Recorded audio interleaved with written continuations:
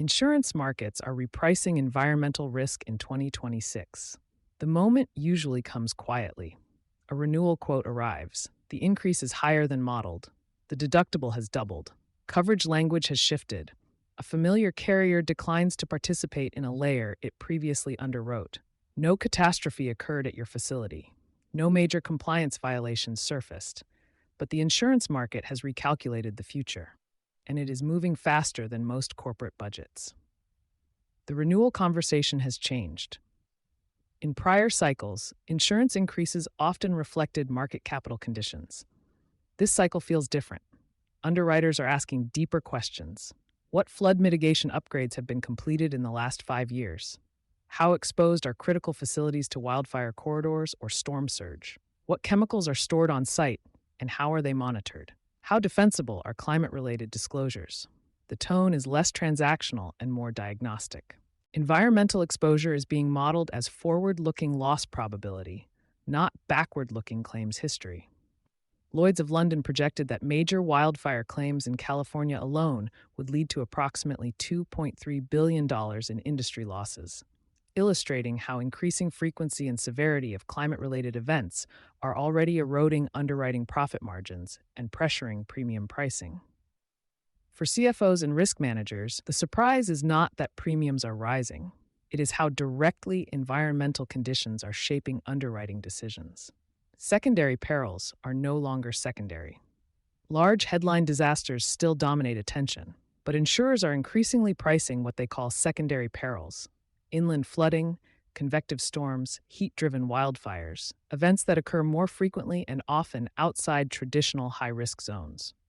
Facilities that once sat outside the most scrutinized geographies are now under review. Premium increases in some regions have reached double digits over consecutive renewals. In others, capacity has tightened to the point where layered coverage or surplus markets become necessary. What used to be a line item is becoming a capital allocation conversation.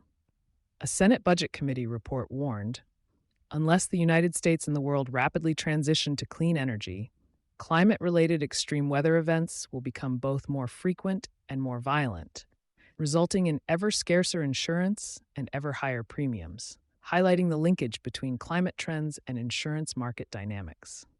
Environmental liability is expanding. Quietly, property insurance is only part of the shift. Environmental liability coverage is narrowing in subtle ways. Insurers are scrutinizing groundwater monitoring, historical contamination exposure, and emerging chemical risks. Coverage exclusions and sublimits are appearing more frequently in sectors once considered stable. The issue is not just contamination events, it is litigation and regulatory trend risk. Insurance markets are absorbing signals from environmental enforcement actions, evolving standards, and rising legal costs, and adjusting pricing before many companies adjust their internal risk assessments. Disclosure risk is now an underwriting variable. Public companies are encountering a new dimension: governance scrutiny. Directors and officers, D&O, insurers are examining how climate and environmental risks are disclosed. Scenario analysis, transition planning, and board oversight documentation are entering underwriting conversations. This is not a judgment about policy positions. It is a calculation about litigation probability. When disclosure expectations evolve, insurers adapt their models quickly. Budget cycles do not. Infrastructure age matters more than ever. Aging facilities introduce friction into renewal discussions. Sites built decades ago may lack flood elevation improvements, fire-resilient materials, or updated electrical redundancy. Insurers increasingly differentiate between companies that have invested in resilience and those that have deferred upgrades. In some cases, resilience investments reduce underwriting resistance. In others, absence of upgrades leads to higher deductibles or reduced capacity. Insurability is becoming partially contingent on adaptation. The budget gap. Most organizations plan insurance spend using modest annual escalators. A 3 to 5% assumption feels reasonable until a 15% increase appears, accompanied by tighter terms. When that happens, trade-offs follow. Delay capital upgrades to preserve cash flow. Absorb premium increases into margins. Reduce coverage layers. Reallocate sustainability investments. None of these decisions occur in isolation.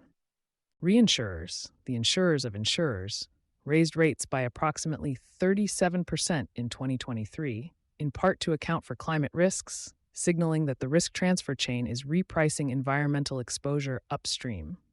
Insurance markets are effectively pricing expected environmental loss into present cost. When those signals accelerate, budgets feel the lag. What this signals for leadership insurance markets are not advocacy institutions, they are risk capital allocators. When they reprice environmental exposure, they are reflecting expectations about future loss frequency, litigation trajectory, and infrastructure vulnerability. For executive teams, the key question is not whether this is a temporary hard market. It is whether environmental risk has crossed into structural repricing territory. If it has, insurance is not just an operating expense. It is an early indicator of how markets view long-term environmental exposure, and it is adjusting faster than most budgets are prepared for. You've been listening to Sustainability Soundbites by Environment and Energy Leader. For partnership opportunities, please reach out to our team.